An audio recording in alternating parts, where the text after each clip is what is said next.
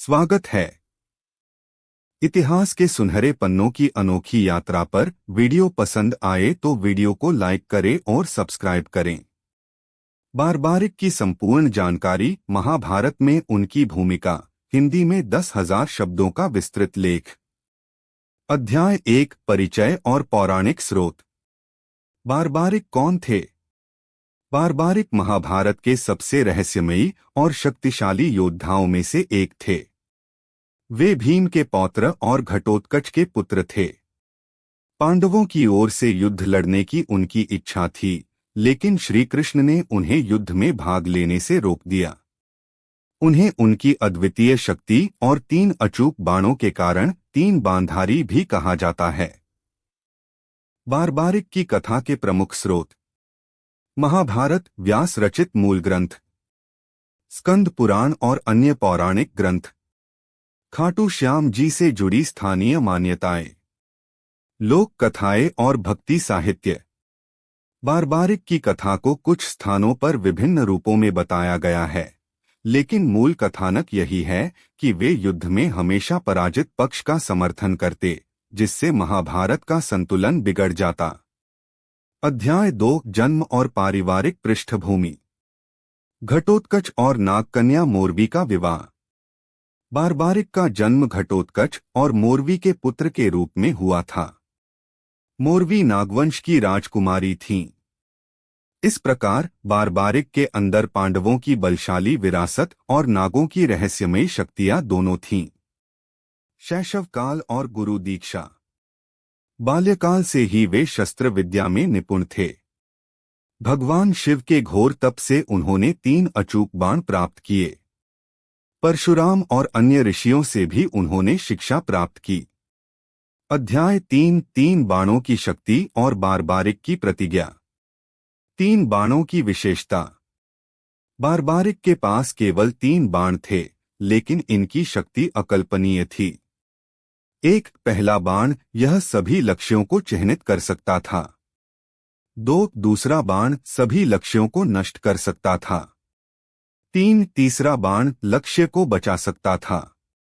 बारबारिक की प्रतिज्ञा। उन्होंने प्रण लिया था कि वे युद्ध में हमेशा पराजित पक्ष का साथ देंगे, चाहे कुछ भी हो। अध्याय 4, श्री कृष्ण और बारबारिक का संवाद।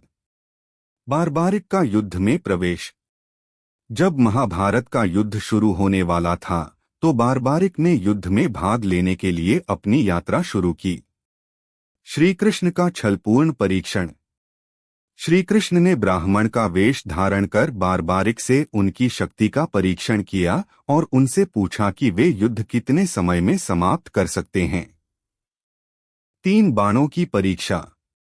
बारबारिक ने कहा कि वे केवल 3 बाणों से पूरे युद्ध को समाप्त कर सकते हैं। उन्होंने एक बाण से सभी पत्तों को चिह्नित कर दिया, जिससे श्री कृष्ण चकित हो गए।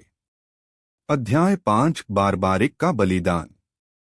श्री कृष्ण का युद्ध के संतुलन को बनाए रखने के लिए निर्णय।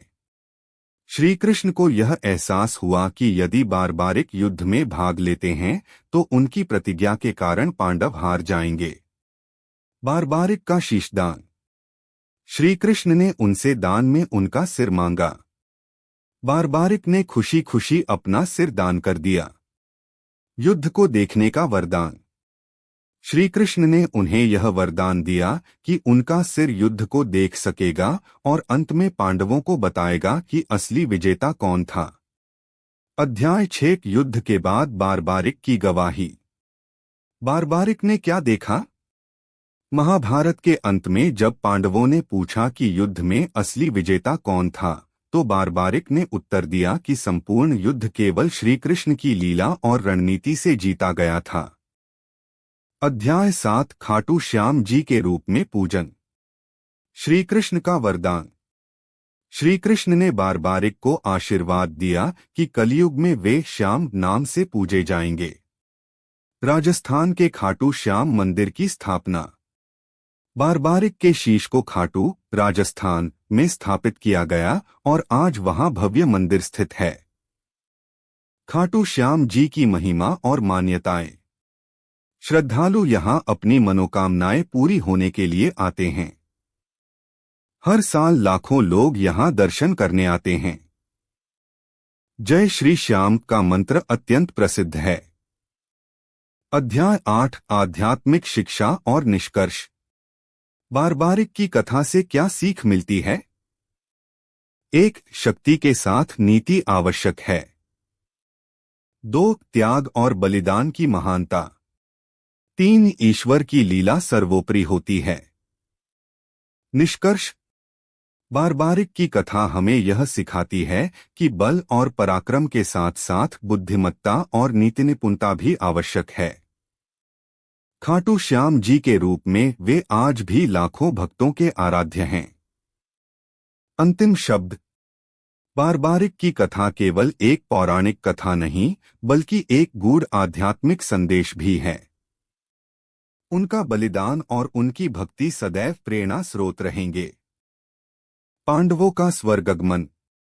श्री कृष्णचंद्र से मिलने के लिए तथा भविष्य का कार्यक्रम निश्चित करने के लिए अर्जुन द्वारिकापुरी गए थे। जब उन्हें गए कई महीने व्यतीत हो गए, तब एक दिन धर्मराज युधिष्ठिर को विशेष चिंता हुई। वे भीमसेन से बोले, हे भीमसेन, द्वारिका का समाचार लेकर भाई अर्जुन अभी तक नहीं लौटे। और इधर काल की गति देखो, संपूर्ण भूतों में उत्पात होने लगे हैं। नित्य अपशकुन होते हैं।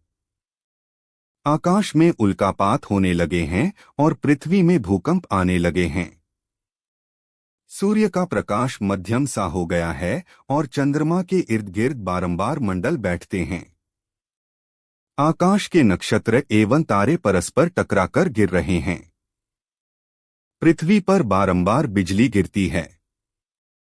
बड़े बड़े बवंडर उठकर अंधकारमय भयंकर आंधी उत्पन्न करते हैं।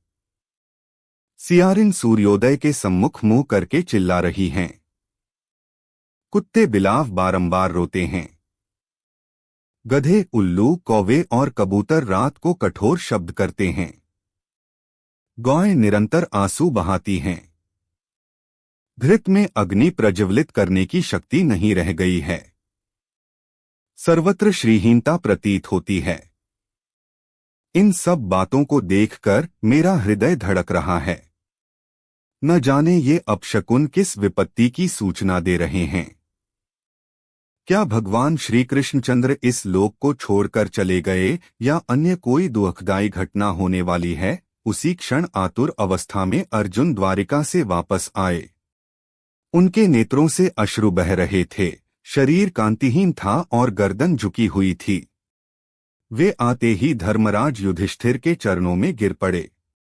तब युधिष्ठिर ने घबराकर पूछा, हे अर्जुन, द्वारिकापुरी में हमारे संबंधी और बंधुबांधव यादव लोग तो प्रसन्न हैं न? हमारे नाना शूरसेन तथा छोटे मामा वसुदेव तो कुशल से हैं न?